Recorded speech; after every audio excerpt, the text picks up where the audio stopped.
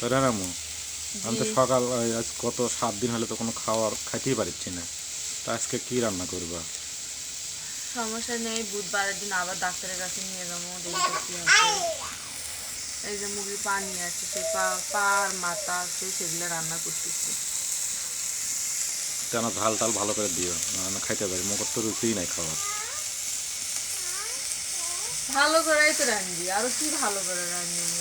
তাও তো মুখে স্বাদ প্রতিদিনই লাগে না। রান্না করি, সিঙ্গা করে রান্না করি, তাও তুমি কও এটা হচ্ছে তার ঝাল বেশি হয়নি, তার এটা হচ্ছে তার মশলা বেশি হচ্ছে। তোর মুখত নেই আসল কথা, কও রুচি, তুমি খুব ধরো ওকে, ওগুলো দেখে খুব খারাপ লাগে, মনে হয় কেন নতুন করে আমি রান্না আজকে শিখেছি। কি রান্না দেখাও, কি দিছো কারায়? এই দেখো এই দিচ্ছি।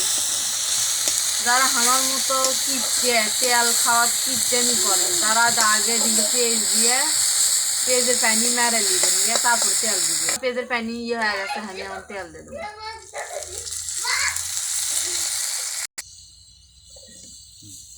এই যে জিরে দিয়ে দিন, দারচিনি, সাদা এলাচ, তেজপাতা দিয়ে এর মধ্যে এখন আদা রসুন বাটা দিব।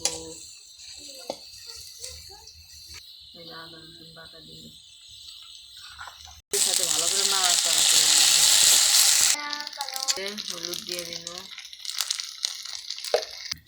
লবণ, জিরের গুঁড়ো, সামান্য পানি, যাতে মশলা না পুড়ে যায়। ভালো করে নাড়াচাড়া করে মশলা যত ভালো করে কষানো হবি তত ভালো হবি, তাহলে আর ওই যে মুরগির যে পায়ের একটা আষ্টে গন্ধ থাকে, ওই গন্ধ আর করবি না। এই যে ভালো করে আমি মশলা কষে নিচ্ছি। মশলা কষানোর মধ্যে তরকারি হচ্ছে স্বাদ আসছে। বিশেষ করে মুরগি পাওয়া যারা পছন্দ করে না, তারা ইনকে করে হলেও একবার রান্না করে খায় দেখবেন, সেই মজা হয়। এর উপরে তেল ভাজা উঠতে হবে, এর মধ্যে এখন মুরগির ওগুলো পাও দিয়ে দেবো। এই যে মুরগির পাওয়াগুলো দিয়ে দিচ্ছি।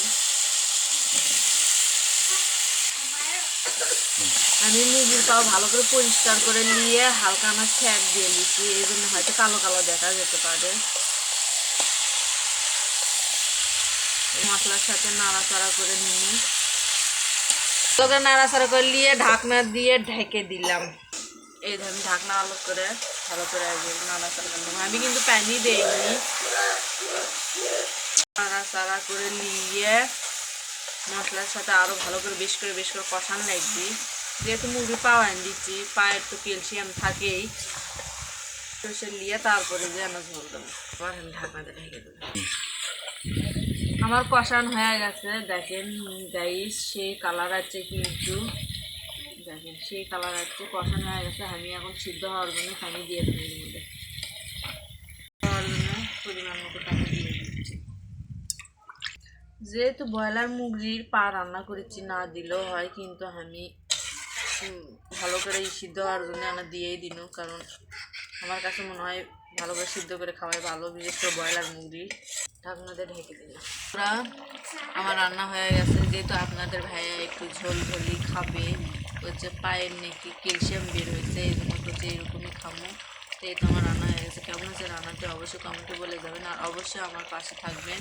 সাবস্ক্রাইব করে একটা লাইক আর একটা কমেন্ট শেয়ার করে দেবেন।